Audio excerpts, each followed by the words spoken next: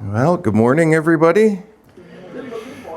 Merry Christmas. Is it Merry Christmas? Happy New Year. Happy New Year. Good one, David. Happy New Year. That's the way we should say things today. Happy New Year. So sing some New Year's songs. Sing some New Year's songs. Okay. Next week. Kind of a weird time of year, though, eh? This kind of in-between week. Is it Christmas or is it New Year's? Is it both? Yeah, exactly. They come kind of bundled together, don't they? Any New Year's resolutions yet? Anyone? Nobody volunteering for that already, eh? I think I broke mine already, just so you know. Not even January 1st yet. Most common resolutions, what do you think they are? Exercising more. Yeah, that's number one for sure. Saving money, it's up there too. Eating more healthily, losing weight. All those things I resolved to, no, I'm not going to do any of that. 2026 is upon us, though. Hard to believe. How does the coming year look for everybody? New start from what's this year. Like David, some anticipation and some excitement. You're going to be turning over a new leaf this year, exploring new territory. Look, everything's looking promising and green on the up and up. Excitement. Or how about maybe skepticism, a little worry, nothing green that you can see. Fear, dread, everything looks pretty gray, maybe even black. Some might be facing that. Think back on what happened this past year. I know it goes by in a blur. But what happened? Was there good stuff that happened? Was there bad stuff that happened? Yeah. What's the point of all of it? All the things that happened. Think ahead to the year to come. What's going to happen in front of us in 2026? The Bible has some answers to that, actually. And according to the Bible, what's going to happen this year? Well, first piece of good news for this morning. What's going to happen this year? Same thing as last year. That's what's going to happen. God's still doing the same thing. God has always had a plan, and it will never change. Isaiah 46 says this, I am God and there is no other. I am God and there is none like me, declaring the end from the beginning and from ancient times things not yet done, saying, my counsel shall stand and I will accomplish all my purpose. I have spoken and I will bring it to pass. I have purposed and I will do it. No matter what you think the headlines of 2026 are going to be, behind them all will be God working at accomplishing his plan for this world. He's not worried about the Ukraine war or the oil in Venezuela and drug boats, and he's not worried about the green agenda hoax, and he's not worried about the World Economic Forum and all their plans for us, or nuclear war with Iran or Putin or Xi Jinping. He's not worried about any of those guys or any of those things. God knows his plans. He will accomplish everything he wants to do, and nothing's going to get in his way. What is our Father doing today in this world? Well, same thing he does every day. He is working out his will in this world. He's putting all the pieces in place. He is at work right now, today and every day, turning the pages of history and moving it all to its inevitable conclusion. And what's the conclusion? Well, 700 BC, God made a promise to a guy named Isaiah. And he said in Isaiah 11:9 that one day the earth shall be full of the knowledge of the Lord as the waters cover the sea. He's doing that. Over 700 years before that, over 3,000 years ago now, when God was rescuing Israel from their slavery in Egypt and delivering them to the promised land, God promised that not only would the Egyptians see him work as he accomplished the deliverance of his people, God promised in Numbers 14, he says this, but truly as I live, all the earth shall be filled with the glory of the Lord. God's not just displaying himself to his own people or even to the Egyptians, but to all the nations for all time. And things may look a lot different to us in this world today, 2026 compared to 1500 BC or 3000 BC, but you can be confident of this, God hasn't changed his mind. He's still committed to filling the earth with his glory. That all the nations, tribes, and tongues would know him. He's still committed to that plan. Not only is God still at work on a global scale, working out history according to his plan, he's still doing the same thing in your life and my life that he was doing last year. Romans 8:28 says this, "For we know that for those who love God, all things work together for good, for those who are called according to his purpose." He is taking everything that happens in your life and transforming it into something that is for your eternal good. That's what God's doing. Think about last year. Are there things where you're like, man, I do not know why God allowed that in my life? Are there things that you're like looking around going, I do not know how that is going to work out very well? Those things happen to us. Sometimes often. Good news, though, you don't have to work it all out. You don't have to figure it all out. The promise is not, we know that for those who love God, we can figure everything out. That's not what he says. He says that he's going to work it all out for our good, no matter what it looks like to us. That's what God was doing in 2025. That's what he's going to do in 2026, because that's what he does every year. Here's another thing to remember. Whatever happened last year was God at work in your life changing you. It wasn't a surprise. It wasn't something God didn't want to have happen, or at least that God couldn't use for your good and your glory. Whatever happened last year was God at work. He promises, Romans 8 again, 29, "For those whom he foreknew, he also predestined to be conformed to the image of his Son." God has promised us some things. Yes, he loves us as he finds us, but he promises that he doesn't leave us where he finds us. He promises to transform us to be more like him. And he's going to continue to do that this year in 2026, and he won't stop. He'll do it every year from now until we see him. Philippians 1:6 says, "I'm sure of this, that he who began a good work in you will bring it to completion in the day of Jesus Christ." Good news, in 2026, the program is still the same. God has not changed his mind or come up with a new plan. God will continue with his plans for you until he has accomplished everything he has for you. Our Father will be successful. He will not fail to change us. Jude said that he's able to keep you from stumbling and to present you blameless before the presence of his glory with great joy. That word able, that's dynamos. It means he's powerful. He's powerful to do that, to present you blameless before his glory. He won't fail. And when Jesus looks at you, he sees your future. He sees that despite the trials and the temptations that you're facing, despite the struggles that weigh you down, he can see the day where you'll stand before the Father, and the day when he will stand with you and declare to all of heaven that you're forgiven and you're made clean. He can see the day when you're finally declared not guilty and hear the words, "Well done, enter the kingdom of my beloved Son." Don't doubt it. God sees that day coming for you and for me, and he will not fail to get us there no matter what this world may throw at us this year. Now, does that mean we just sit back and do nothing? Let go and let God, as they say. That we shouldn't have goals, that the New Year's resolutions are useless. That we should sit back and let life happen to us.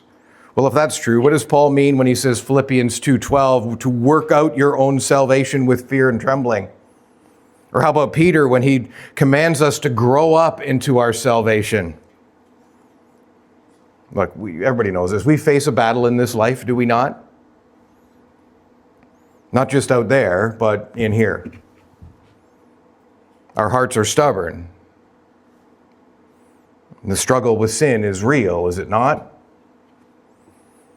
Romans 7 says this is Paul writing, "For I do not do what I want, but I do the very thing I hate. Now, if I do what I do not want, I agree with the law that it is good. So now it is no longer I who do it, but sin that dwells within me. For I know that nothing good dwells in me, that is, in my flesh. For I have the desire to do what is right, but not the ability to carry it out. For I do not do the good I want, but the evil I do not want is what I keep doing. Now, if I do what I do not want, it is no longer I who do it, but sin that dwells within me. So I find it to be a law that when I want to do right, evil lies close at hand.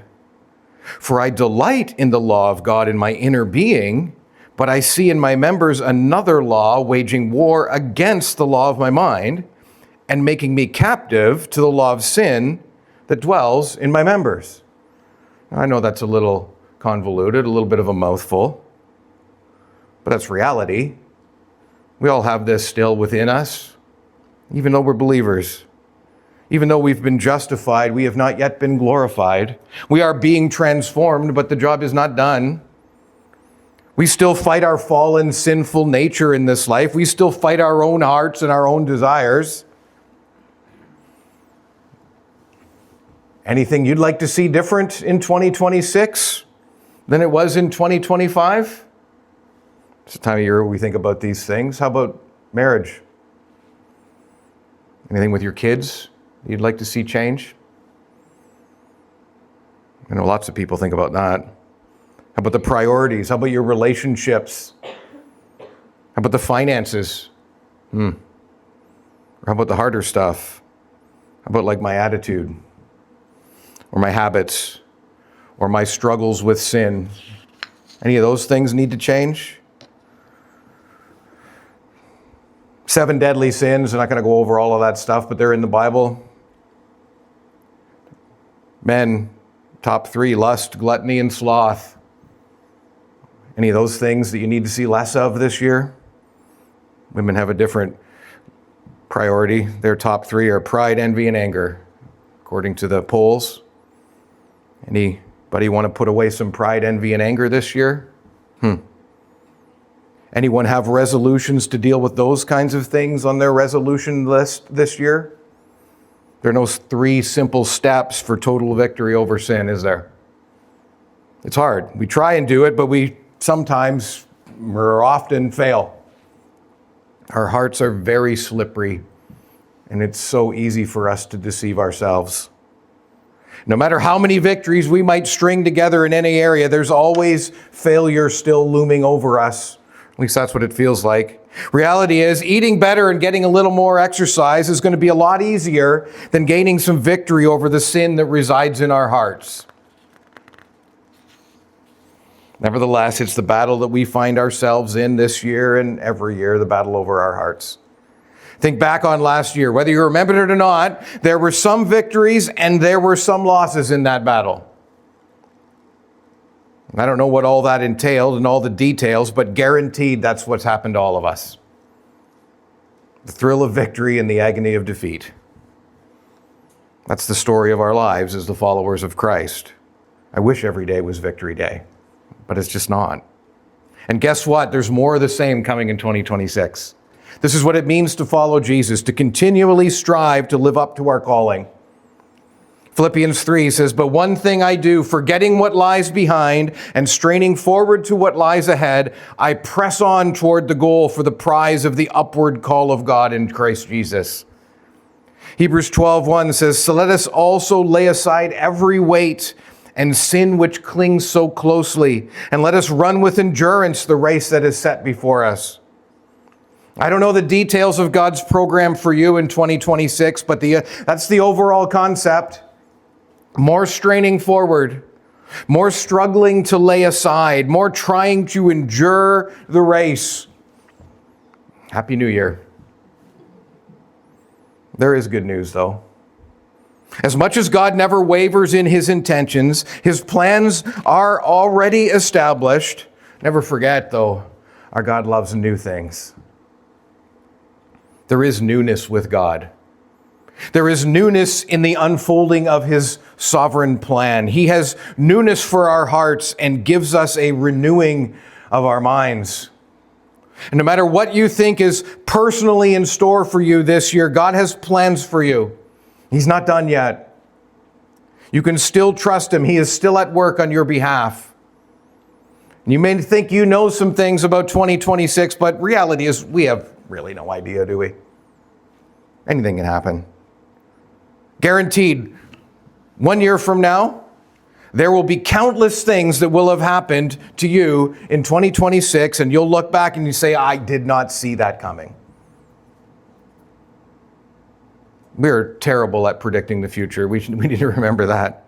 But you know who's really good at it? God. Right? And he said he's got everything under control and we can trust him. He knows what 2026 has in store for you, and he has some new things. Look, we just came through Christmas. Is that not one of the main things that the Christmas story reminds us of every year? Jesus Christ can change anything. No matter what happened in the past, new things can come. If you want to look, Matthew chapter 1, you can look at a few verses here. First book of the New Testament, first chapter, Matthew chapter 1. Everyone's favorite section of scriptures, genealogy. I'm sure we all dive right into that every time we come across it. A list of names. Like normally we skip this chapter at Christmas, don't we? Matthew chapter 1. But those verses are there for a reason. Let's have a quick look. Verse 1, the book of the genealogy of Jesus Christ, the son of David, the son of Abraham. Christ is not Jesus' last name, remember. Messiah or anointed one, that's what Christ means. Promised one. The book of the genealogy. That's an interesting word. You know what that word is in the Greek? It's Genesis. It's the Genesis of Jesus. We talked about this over Christmas. Jesus is the beginning of a new creation. He is the beginning of a recreation, of a renewing of everything. And ever since the entrance of sin into this world in the beginning of the Bible, way back in Genesis chapter 3, God promised a coming anointed one, a Messiah who would defeat sin and deliver people from the effects of sin. Remember, right in the beginning, right after sin entered the world, God said to the serpent, to the adversary, the tempter of Genesis 3 in verse 15, I will put enmity between you and the woman and between your offspring and her offspring. There's a war coming because of this, God says. Then it talks about one offspring from the woman that's going to come. And God says, he shall bruise your head and you shall bruise his heel. The tempter would bruise the heel of this one who is to come, but the one who would come from the offspring of the woman would bruise the tempter's head. Some translations say he will crush your head. Right out of the gate, Matthew is shouting in verse 1, the new Adam has come. The promised one has come. The snake crusher has come. Jesus is the promised one, the offspring from the woman who has come to conquer sin and Satan. A new Genesis is beginning. This is the miracle of the birth of Jesus. Something entirely new has happened. The first baby ever born, remember him? Cain. What's he known for? The first child ever to be born into this world was a murderer. And every child born after Cain, although not necessarily all murderers, was born with the stain of sin. Until one day, just over 2,000 years ago, everything changed. Something entirely new happened. The promised one arrived, and for the first time ever, there was a child born who was different. There was a child born who was without the sin of Adam. Entirely unlike Cain, who took his brother's life, this child, this new child, would grow up to give his life to his brothers and sisters by giving his own life for them and dying in their place. With God, new things can come. Back to Matthew 1.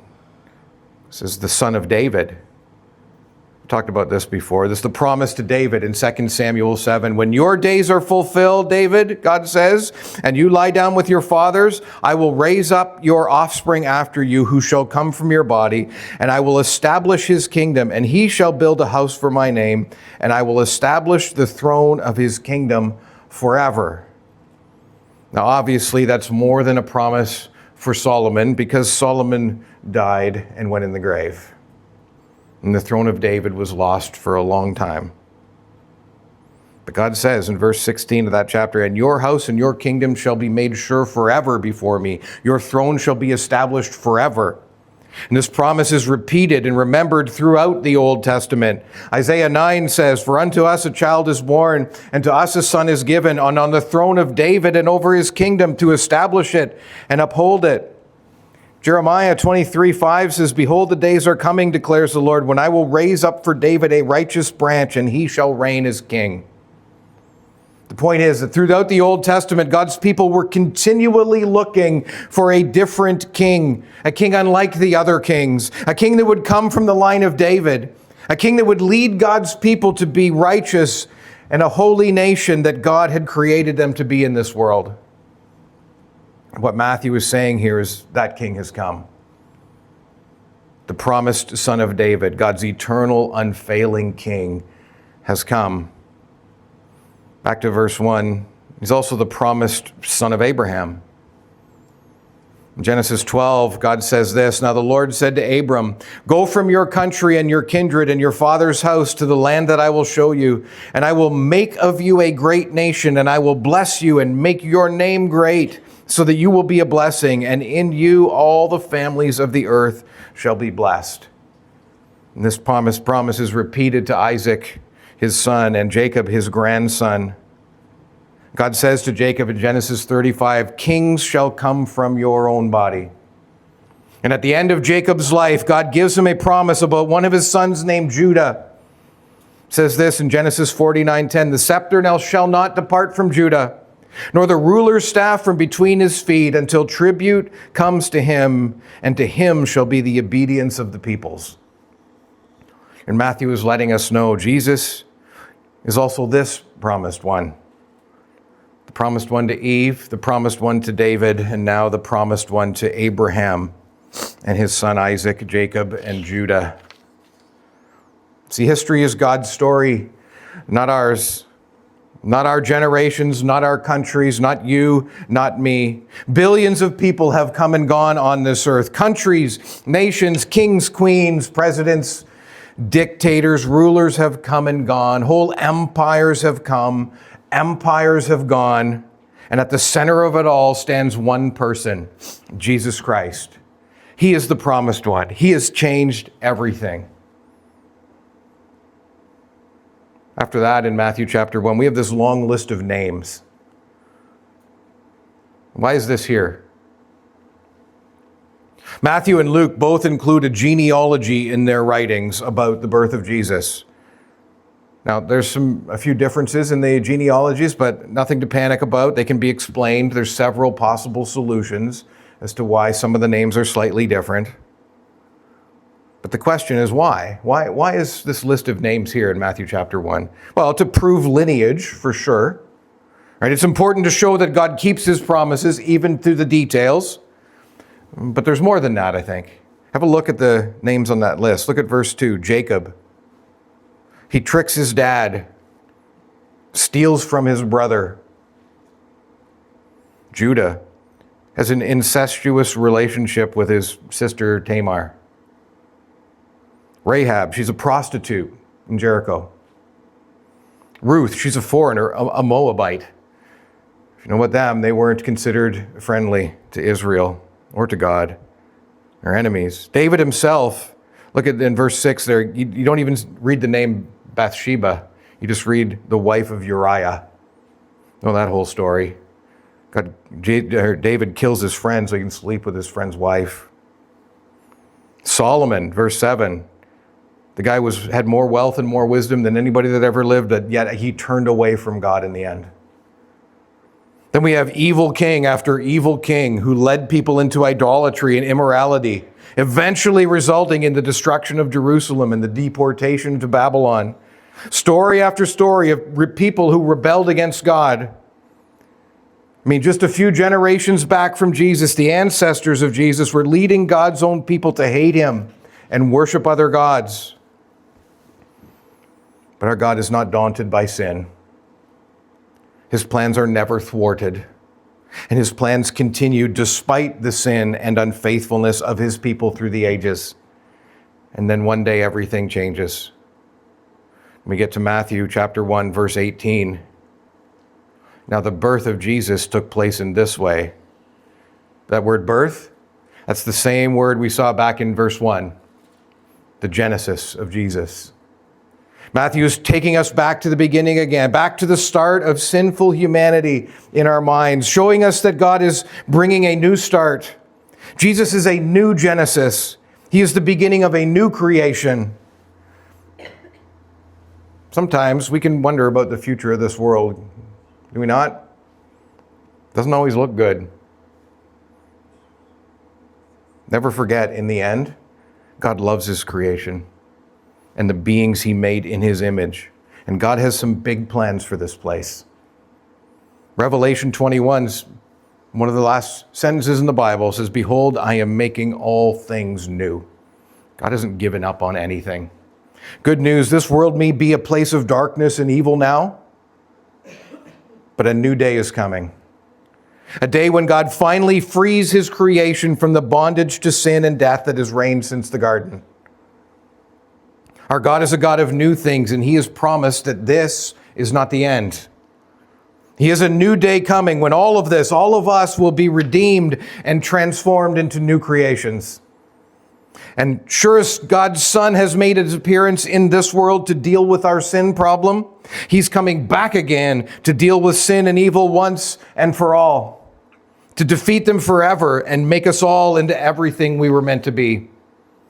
And I don't know what your past has been or where you are now, what terrible things have happened to you or terrible things that you've done, what sin is in your past or your present, and whether you follow Christ or whether you oppose Him. Or maybe you're just indifferent. Jesus can bring you something new. Jesus can give you new life in this world. His name, the Greek version of the Hebrew Yehoshua, means the Lord saves or Yahweh saves. See, most people in this world, they're hoping that when they stand before God one day, they'll go to heaven because their deeds, their good deeds, outweigh their bad deeds. They hope that they'll have done enough good to overcome their bad. Even if that's possible to count all of that up, there's a problem with that. That's not how the law works. We know that. If you were to rob a bank and then get caught and stand before a judge and say, "Judge, you know what? I've done some pretty good stuff. I got a pretty good list of good deeds going here. Look at all the good things I've done. I'm nice to my neighbor. I volunteer at the homeless shelter. I'm a good father. I help little old ladies across the street." Whatever that list is. Look at all my good deeds, Judge. I should be let off for robbing that bank. What's the problem? It doesn't matter. You're still guilty of the crime and rightly sentenced for it. Your good deeds are not a factor at all. And why would we think that what's right and true and logical in our earthly courtrooms would somehow not apply in God's courtroom? Reality is we're all guilty of sins, and no amount of good deeds is going to change that. No matter how much good you try to do, you can't erase even one sin. But here's the thing. No matter what your record looks like or what my record looks like, Jesus Christ has come and He is more powerful than all our sin. Think about that list of people in Jesus' genealogy again. Why are there names of notorious sinners on there? Incest, adultery, murder, pretty crooked family tree. Many of these stories are very disheartening when you read them.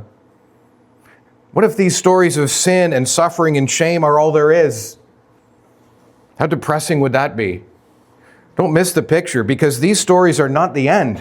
That's the point. To all who have lost heart, Jesus gives fresh hope. Do you ever look around and you think, man, I do not see any hope coming from this? You think about something in your past and you wish you could erase it, but you can't. And you think this sin is going to define me for the rest of my life? You ever thought that? Or if you're thinking that right now, hear me. Jesus gives fresh hope. Because Jesus ensures that sin will not define your life. Because Jesus is a new Genesis. And in Him, things can be made new. In him we can be made new. For those who follow Jesus Christ, your sin will not define your life. The stories in the Gospels, we've been at it for a year and a half again, story after story of people who fail, story after story of people who sin.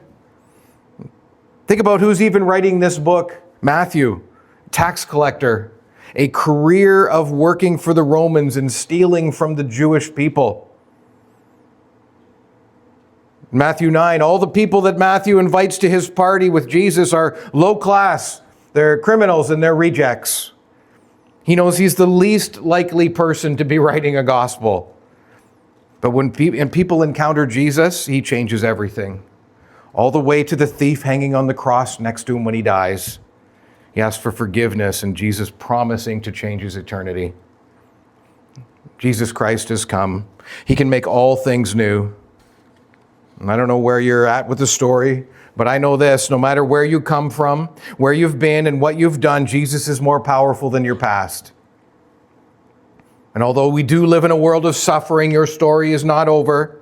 For all who've lost heart, for all who can't help but think things will never change, Jesus gives fresh hope because he ensures that sin and failure will not be the end of the story. He can change everything. So what does 2026 hold for you? Good news. The same thing that God has always promised. More grace, more mercy, more God at work transforming us into the image of his Son. And we can trust him in this, right? Can't we? He hasn't changed his mind. He knows everything about you and he hasn't abandoned you. He still loves you and is still at work in your life. He will never give up on you. Whatever happens this year, just remember how God has confirmed his promises to us in the past. Will crazy stuff happen to you this year and me? Yes. Yes. Will hard things happen? Yeah. Will you have difficulty in your relationships? Yes. Will you find disappointments in others sometimes? How about yourselves? Yes. There'll be failures in others and failures in us. Things will not always go the way we want them to go. We will find ourselves at some points in 2026 looking around us and going, what the heck is going on? How can this ever work out for good? Well, Romans 8 says this, he who did not spare his own son, but gave him up for us all, how will he not also with him graciously give us all things? No matter how impossible things may seem to you at any point in your life this year, God is not daunted. He has already done the impossible. And he has therefore promised that he will deliver everything to us more than we could ever ask for or imagine. The story of Jesus does not end at his birth, because he would one day carry a cross up a hill outside of the city of Jerusalem, a hill called Calvary, just a few miles from where he was born in Bethlehem. And he would be nailed to that cross and die in the place of the people he came to save. The sinless Son of God, the one promised the one promised in the beginning, would die so that we can live.